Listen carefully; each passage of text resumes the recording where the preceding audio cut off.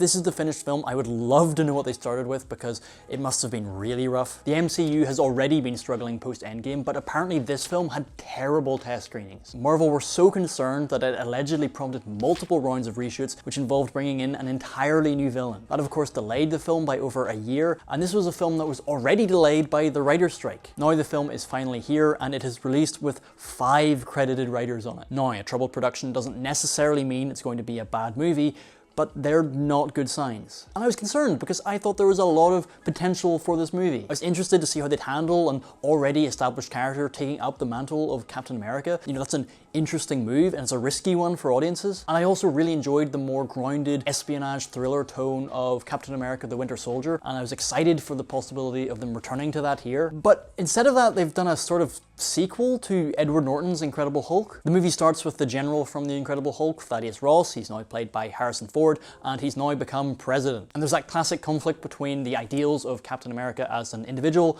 and the pressures of the state and the new president. Again, it's all that they've brought this character back from the Incredible Hulk only to recast him, but I do like the angle of Captain America having to deal with the new president. You know, justice in superhero movies often just means saving the world. It means maintaining the status quo. They rarely have to make a moral decision about anything. And so I like the idea of Sam being caught between what he thinks is right and the interests of his government. I thought it was a great opportunity for the movie to explore interesting territory, but also keep it a smaller scale story. Unfortunately, I feel it squandered all of that potential, because whatever original vision they had for this movie, it did not work, and it was not saved in the reshoots. Weirdly, for a film that they spent so much time redoing, it feels a lot like a first draft. The movie's about this big international incident, and the president is trying to get cooperation between all these countries, but Sam is stuck in the middle between trying to deal with this president and all of the villains behind the scenes who are pulling the strings. And again, if that sounds generic, that's because it is. There's so much of this movie where they keep saying that this thing is super important and they need to get this thing done, but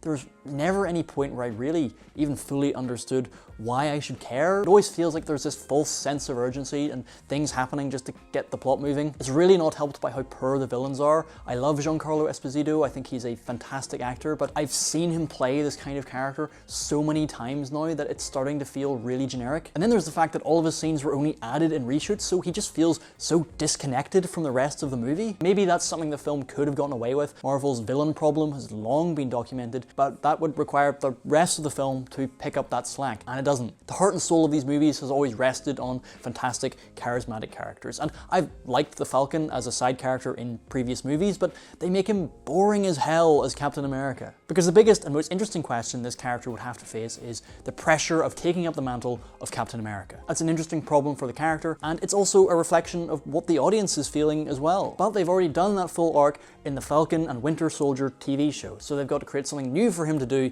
in this film, but they just don't. Again, the original Captain America was about this scrawny guy who becomes a super soldier and the responsibility of that. And then in the Winter Soldier, it's about this guy who was from the 1940s having to adapt to the modern world and having the past come back to haunt him. And then Civil War is about his ideals being tested by the people he's supposed to be closest with. Each Captain America movie challenged the character in a new way and developed them. Sam Wilson in this movie has nothing as interesting as that. You know, maybe there's something in this that you would get more out of if you've seen the Falcon and Winter Soldier TV show. Full disclosure, I haven't, but I don't want to feel like I have to watch a 6-hour show to get everything out of this movie. But even with that, at least tying it to the TV show does make sense.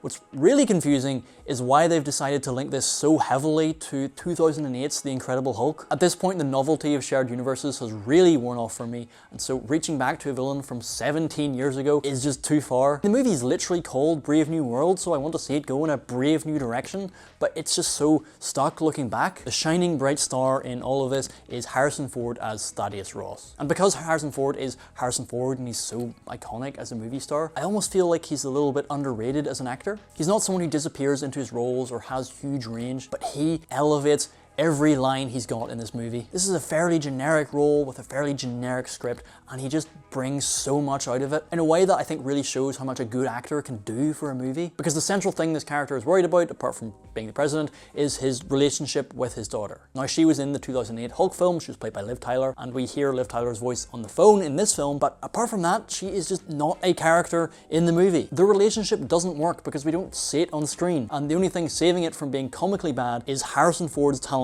as an actor. The weight he gives the scenes where he talks about her is phenomenal, and I know there's been a lot of talk about how cranky he was on set and stuff, but like, he's the best part about the film. Unfortunately, the side effect of this is it makes you very aware how no one else in the film is at his level, but the script does nothing to support these other characters.